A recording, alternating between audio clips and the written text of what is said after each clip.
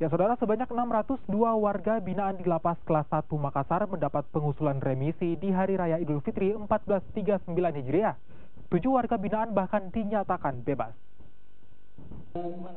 Pemberian remisi Idul Fitri 1439 Hijriah ini dibacakan usai pelaksanaan sholat Idul Fitri di lapangan tenis Lapas Kelas 1 Makassar.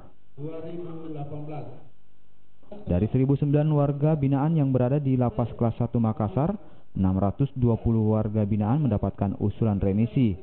571 orang pengusulannya sudah turun, bahkan 7 orang warga binaan dinyatakan bebas.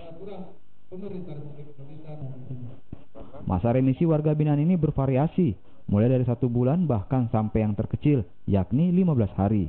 Pemberian remisi ini berdasarkan keputusan Menteri Hukum dan HAM Republik Indonesia, Peraturan Undang-Undang Nomor 12 Tahun 1995.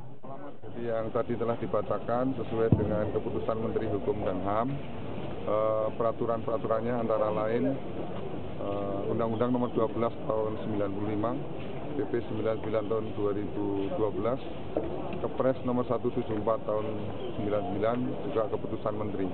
Belum semuanya turun, tapi alhamdulillah hari ini kita ada 8 orang yang bebas dapat remisi 7 orang, dan memang bebas habis masa pidananya 1 orang.